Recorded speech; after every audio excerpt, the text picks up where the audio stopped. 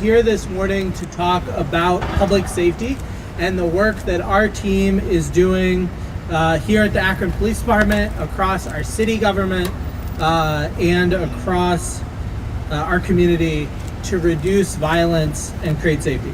So back in May, we had a press conference to talk about our first quarter crime data and let you know how we were looking as a community.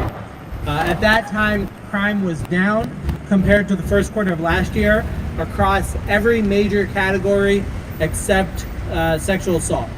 Today, we want to talk with you about our numbers for the first half of the year, how they compare to last year at the same time, and we want to share good news and some areas where we are focused on improving. Overall, as we look back at the numbers since 2020 and 2021, as you can see, I think in your packet, you'll see that our numbers generally continue to trend in the right direction, which is important, but that doesn't mean we don't still have work to do. You've heard me say many times that we are not going to shy away from challenges. We're going to face them head on together, not pretending that there are any easy answers, but we are looking for long-term results.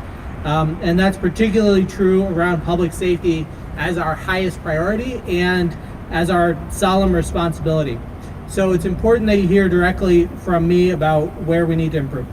Let's start with the good news. Robbery is down 18% from 112 cases last year at this time to 94 cases in the first half of this year.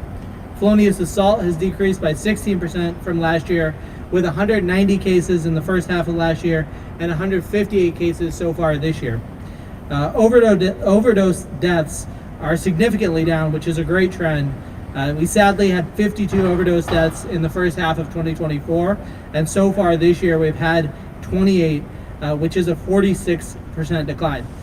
We obviously hope to see that number at zero. I want to highlight before we go any further that while we are talking about the numbers, while I think that's important, that each incident represents a person's life, represents potentially a victim, and many other people who are impacted around them.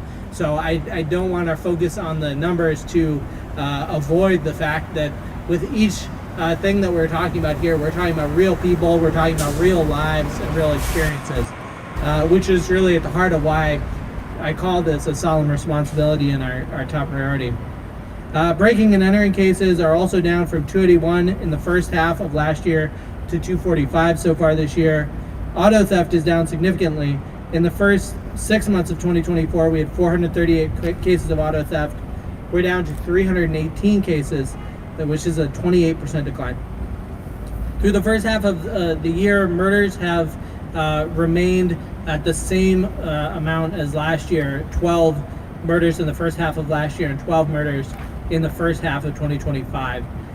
Additionally, our number of shooting victims has continued to decline. In the first half of last year, we had 92 adult victims of shooting. Of those, 13 were fatal.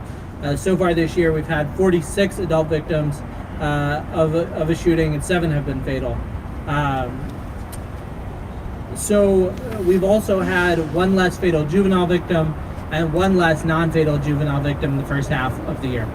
Overall calls for service have declined from 69,000 in the first half of last year to 66,000 in the first half of this year. These are all positive trends. These are all things we want to continue to build off of. We want to talk about a few areas in which we want to see some improvement. So we're seeing a slight increase, 1% in shootings and calls for shots fired from last year.